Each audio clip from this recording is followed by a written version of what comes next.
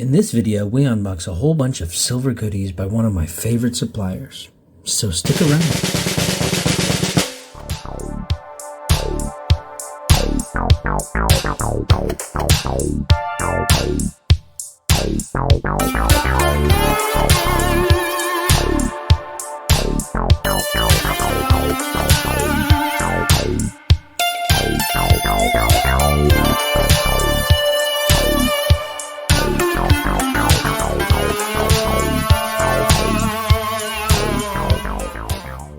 Welcome to Silver Bar Stacker, folks. I hope everybody's doing well and enjoying their day. Now today I've just been spending a little bit of time unboxing the stuff from this weekend, and you know, I got through a lot of really nice stuff, but we're not going to go through that stuff that I purchased. We're going to actually go through the very last item, or items I should say, that I have left. And the reason I want to go through this is because this is actually going to be one of my favorite suppliers who has sent this package, and you know, it's one of the main people that I really like to do business because we're really aligned in our mindsets when it comes down to stacking, selling silver, and everything in between. So I really like working with like-minded individuals. But one area where I would say we differ now, you know, a common thread that me and this individual have when it comes to packing silver is that we like to pack things securely. But when it comes down to the secureness of that securely packed package, I think this individual really takes the cake. He really goes above and beyond, really beyond anybody's wildest imaginations.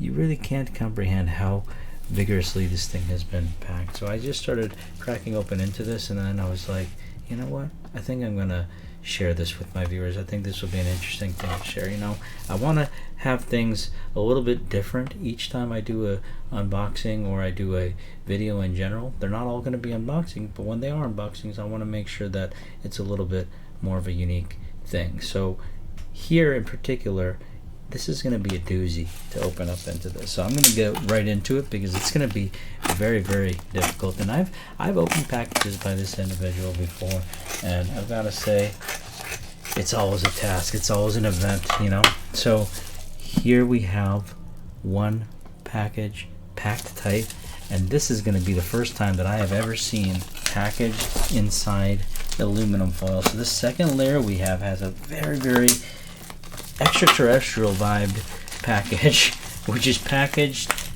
it looks like, in aluminum foil, which has then been taped on top of. So we've got a priority package shipped straight to us that has then been aluminum foiled, and it looks like then that aluminum foil has then been taped. So this aluminum foil layer is actually coming out pretty easily. So I didn't have to work very hard at all on this. Just a little bit of scissors action should do the trick, and that's very interesting. I haven't seen the aluminum foil layer done yet by this seller or any seller for that matter, and so that's going to be a original style here. So very cool. The second layer of aluminum foil has been penetrated, and so now we're going to be getting into the next layer. And folks, we're nowhere near finished. I'm going to keep going through. Within here, we're going to then have more layers, which are also going to be a doozy to crack open into. So we're not finished, folks. There's a lot of layers that we have to go through, and the reason why I'm doing this live and I'm not editing it is because I want to show you really how difficult it is. I think I've done a video like this in the past, but hey, we've got a lot of new subscribers since then, and I think it's only a good idea for us to show some of those new viewers who may have not seen that older video where we did this. Now I almost did get into my fingernail there. We got a little bit of a sharp thing there, and what that sharp thing was it was just a tab from this priority envelope or the priority box. I recently cut my nails and so that went right in there. It didn't quite bleed yet, but it is, oh, there's the blood, and so it's actually bleeding. So we actually got an injury an actual injury, albeit it is small, but we got an actual injury on this freaking unboxing. We're gonna have to be careful. We're gonna probably take it one-handed from here. Over here it looks like we got one little item, but in addition to that item we got more. So let's try to crack open to this huge nugget here. Figure out how we're going to crack open into it. I think scissors are going to be our friend here, because the knife is only going to be used when it really, really needs to be used. Right now, we're on a safety precaution here. And so we're opening this up. And we're finally able to get this out of its tertiary shell, meaning the third shell. And I'm literally huffing and puffing. You know, I'm not going to say I'm in the most well-built shape out there, but I'll tell you, it is certainly a workout getting into these packages. Now, some may feel that it's a workout to get into my packages, but I feel like my packages are no competition for this. This is just a doozy. Now, let's go ahead and crack open to the next one. It looks like we've got another couple nuggets inside this nugget. So we've got 2 nuggets taped together. We've also got this third nugget here. They're actually not taped together, but these are hefty. These are hefty, let me tell you. And, you know, if there's any original packaging, original certificates of authenticity, we want to be very careful. I don't exactly remember what was in each of these packages, and I certainly don't know what's in each of the, you know, smaller packages. So I want to be extra careful when breaking into these, because everything is very, very tightly packed. And while tightly packed is good, you know, we saw a very loosely packed package from a very, very large store on the last video that we uploaded. So, you know, certainly I would prefer a extremely tightly and extra secure package than a very, very haphazardly put together package. So props to the seller for actually going through and going that extra mile to make sure things are secure, you know. But at the end of the day, whoa, this is a doozy, you know. We finally got these 2 packages to a point where they're easily going to be penetratable. But before we do that, let's really spend the time to get in through all of them. We want all of them to be easily accessible, not just one, not just 2. There we go. Separating these, it looks like we got a couple separated nuggets there.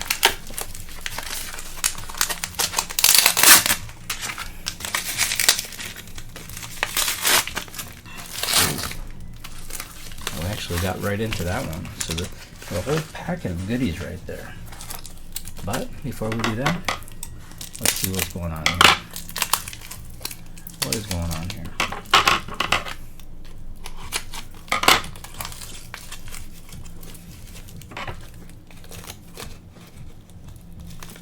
I want to be careful. Definitely want to be careful. You never know what we could be ruining by not being careful.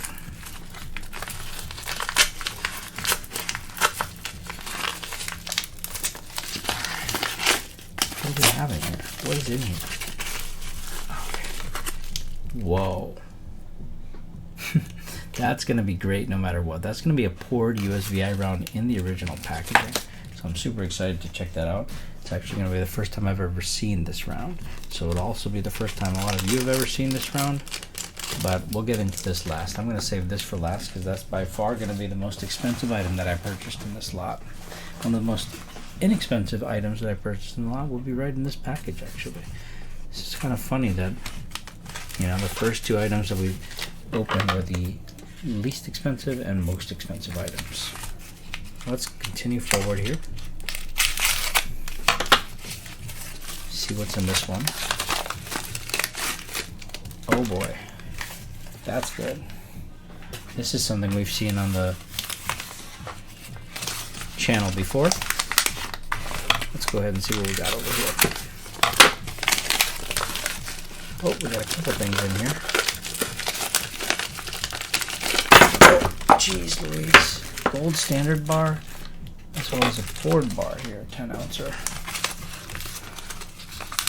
Gold standard bar is going to be a 5000 vintage. Serialized 5577, very cool serial number as well. This round right here is actually a Johnson Matthey. It's serialized on the rim of the round and also has a Johnson Matthey hammer logo on the rim of the round. This is a nice bar here. 10 ounce Republic National Bank of New York. Don't remember the exact vintage on that bar, but it's a low mintage bar. I like to grab it when I can.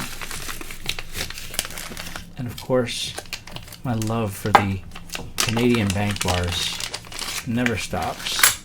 Here we have a beautiful Scotiabank 10 ouncer, and that's going to be a Johnson Matthey produced bar. And look at this freaking serial number. That's sweet, actually. I didn't even realize this.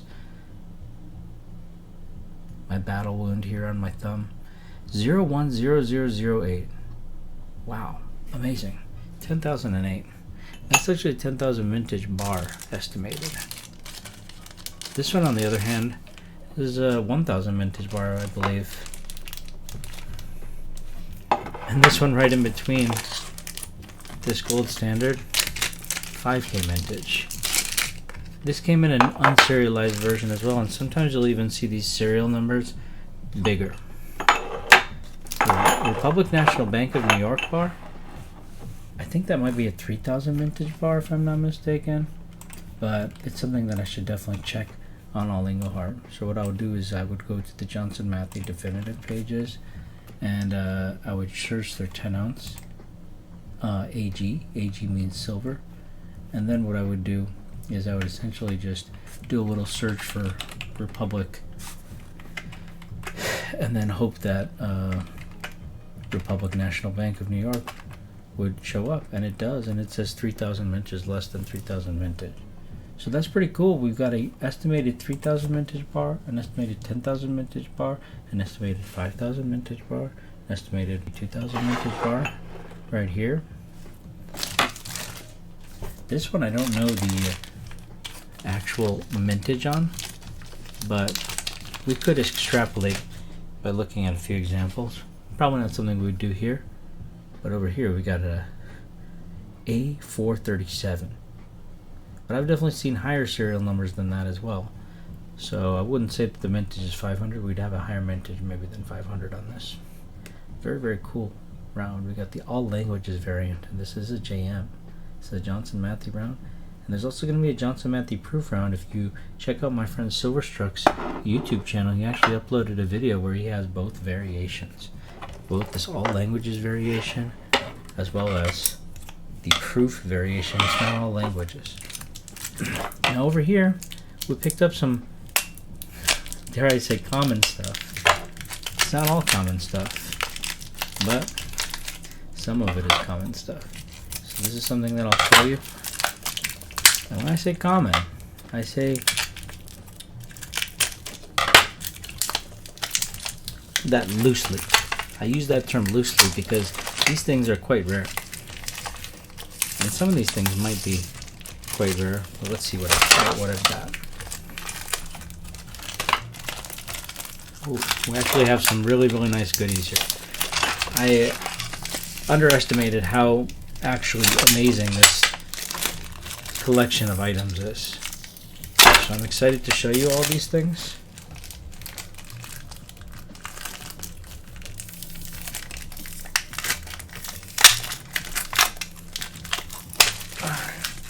See what we got here. Now this is a bar that looks like a Johnson Matthey bar, but in fact it is not a Johnson Matthey bar. But it's a bar that I like to keep an eye out for because truthfully, it looks like a JM bar. 1982 dated, United States Coin Exchange, and a repeating USVI reverse with the scale. Pretty cool bar. I really like to pick this up whenever I see it. This bar, on the other hand, is not a bar that you see every day, and I really, really like it. This is going to be a Johnson Matthey and Mallory 1974 dated, and according to all Engelhard, that's a 100 vintage bar.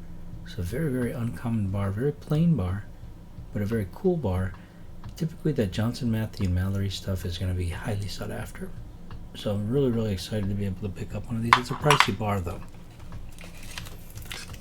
This is a bar I actually have no examples of, and so I was extremely excited to be able to pick up one of these. FCP, Family Coalition Party of Ontario, and notice actually here we actually have a very, very interesting serial number there. MPP 568, is that? Something like that. And on the back we have Premier Edition 1987 to 1992. Got the JM Hammer logo there on the bottom. So super excited to pick this up because I don't actually have an example of this, and it's very, very cool.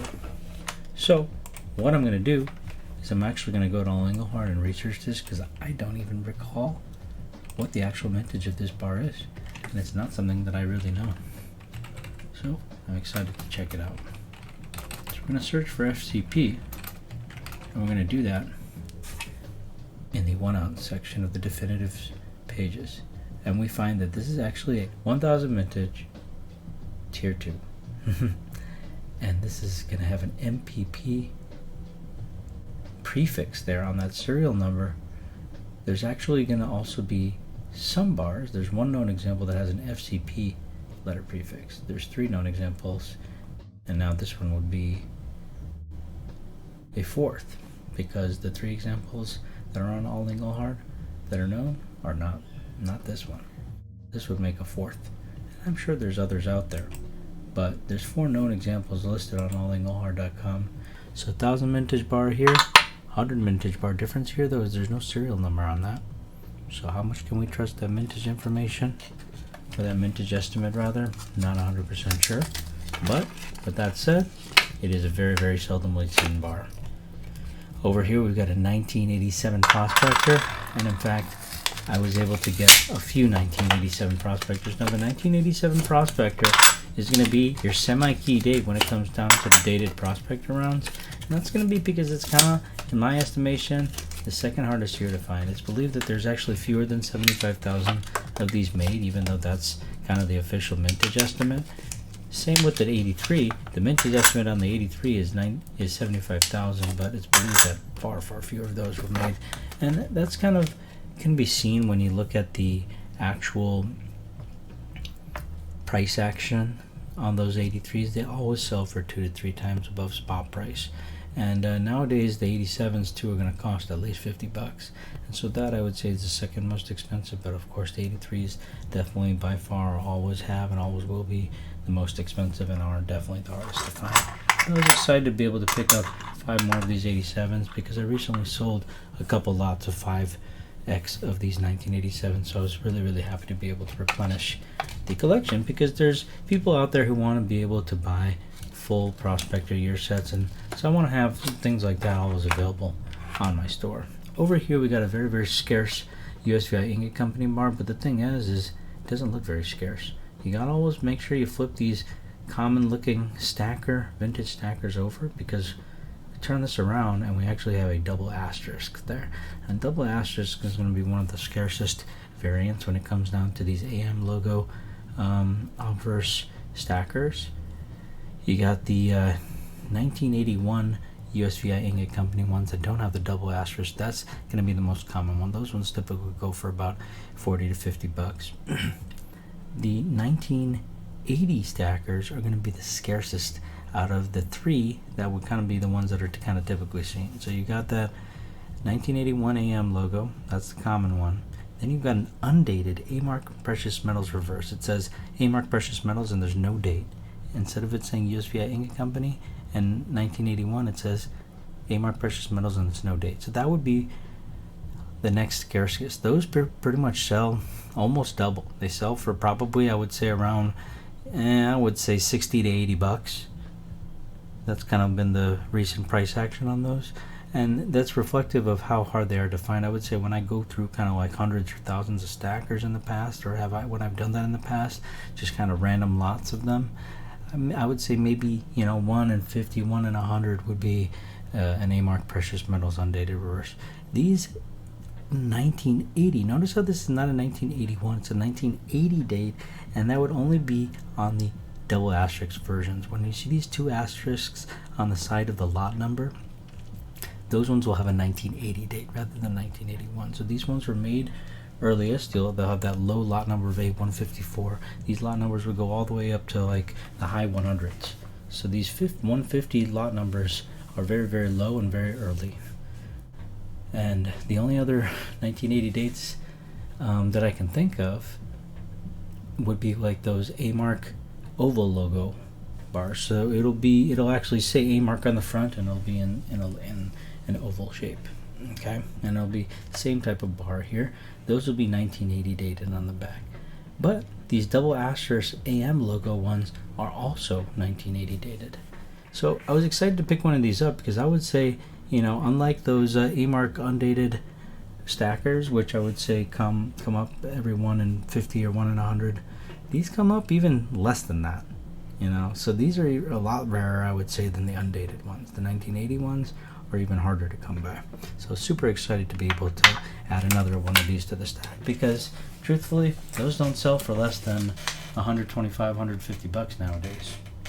So it's a significant higher price. Mintage estimates don't have any for those, but we can observe the market and see how often things happen, see what the price action is for these particular items over and over again, and make determinations based off of that.